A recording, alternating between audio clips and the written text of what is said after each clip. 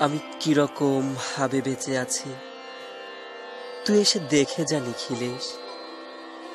এই কি মানুষ জন্ম, নাকি শেষ পুরোহিত কোনো কঙ্কালের পাশা খেলা?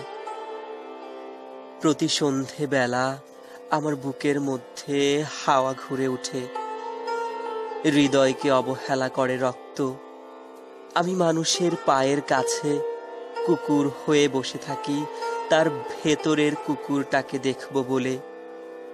আমি আক্রোশে হেসে উঠি না, আমি ছাড় পোকার পাশে ছাড় পোকা হয়ে হাঁটি। মশা হয়ে উড়ি একদল মশার সঙ্গে। খাঁটি অন্ধকারে স্ত্রীলোকের খুব মধ্যে ডুব দিয়ে দেখেছি দেশলাই জেলে। ও গায়ে আমার কোনো ঘর বাড়ি নেই। আমি স্বপ্নের মধ্যে বাবুদের বাড়ির ছেলে সেজে গেছি রঙ্গালয়ে। পরাগের মতো ফু দিয়ে উড়িয়েছি দৃশ্যলোক। ঘামে ছিল না এমন গন্ধ যাতে ক্রোধে জ্বলে উঠতে পারি।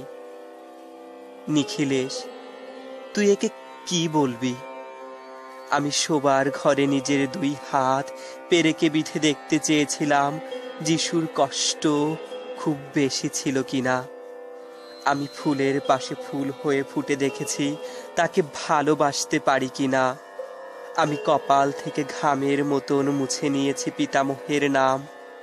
আমি শ্মশানে গিয়ে মরে যাবার বদলে মায়েরই ঘুমিয়ে পড়েছিলাম। নিখিলেশ, আমি এই রকম ভাবে বেঁচে আছি। তোর সঙ্গে জীবন বদল করে কোনো লাভ হলো না আমার।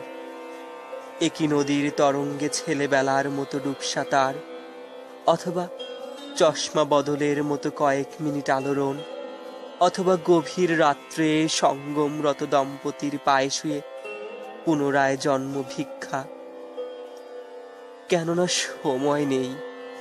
আমার ঘরের দেয়ালের চুন ভাঙা দাগটিও বড় প্রিয়। মৃত গাছটির পাশে উত্তরের হাওয়ায় কিছুটা মায়া লেগে আছে। ভুল নাম, ভুল স্বপ্ন থেকে বাইরে এসে দেখি উই পোকায় খেয়ে গেছে চিঠির বান্ডিল।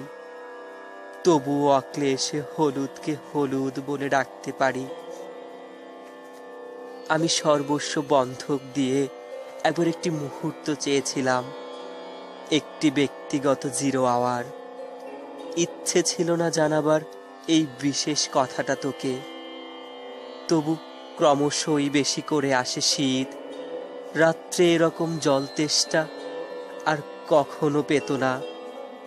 রোজ অন্ধকার হাতড়ে টের পাই 3টে ইঁদুর। ইঁদুর নয়, মুশিক। তাহলে কি প্রতীক্ষায় আছে অদূরে এই শঙ্কিত শ্লোক? পাপ ও দুঃখের কথা ছাড়া আর এই অবেলায় কিছু মনে পড়ে না।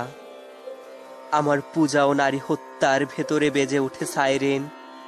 নিজের দুহাত যখন নিজের ইচ্ছে মতো কাজ করে, তখন মনে হয় ওরা সত্যিকারের। আজকাল আমার নিজের চোখ দুটোও মনে হয় এক পলক সত্যি চোখ। এরকম সত্য পৃথিবীতে খুব বেশি আর নেই।